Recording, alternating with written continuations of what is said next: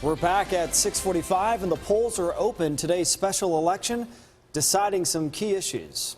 That's right. We are talking about in the next 5 years in Kansas City with the 1% earnings tax. The hot button e-tax is because everybody who lives or works in Kansas City pays that. 41 Actions reporter Brian Abel is here. Brian, you chatted with both those for and against this tax. So what are they telling voters? Well, first and foremost, vote. Get out and vote. And that's about all that they can agree on, Lindsay.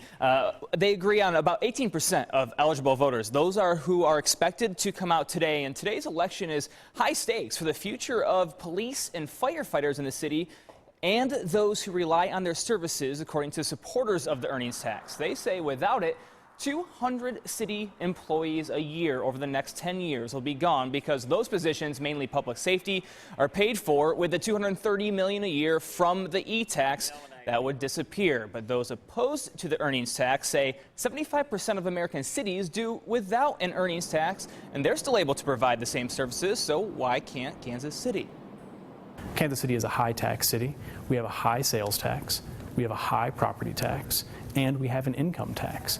And Kansas Citians who are mulling this over need to think to themselves if we're getting a level of service from our government commensurate with the amount of money we're giving them in taxes. The city would not only have to cut police, fire, and ambulance, but they'd also have to get some more revenue to replace it so the cuts wouldn't be that deep.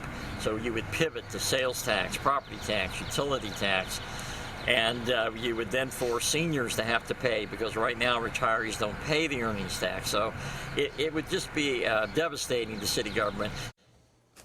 And of course, as we all know, the Royals are playing today at 3:15, so we'll see if that impacts voter turnout at all. That's something that Progress KC is really concerned about. They're taking a look at. Last time around, guys, this thing passed with 78% of the vote. So if it's a landslide again, Progress KC says we're going to go to Jefferson City and we're going to try to make this a 10-year instead of 5-year for voting. Because it costs about $500,000 each time we have to go through this, according to Progress KC. All right, and so, yeah, besides the Royals game, the weather could also be a factor in turnout. At least it'll start out warm, which usually helps with turnout. Absolutely. Thank you, Brian. Thanks, Brian. And an issue on the ballot in Cass County is more funding for the Sheriff's Department. The Cass County Sheriff says the department lost 6 Cass County deputies last year to better paying jobs, and the jail is about 40 inmates over capacity. Today, Cass County voters will be asked if they want to extend 2 taxes, one to complete the jail and another to help with personnel costs. Safety is a concern for everybody, and and I think the public understands that there's certain things that should be funded. The sheriff also says he doesn't want the county to lose its handle on public safety because of funding.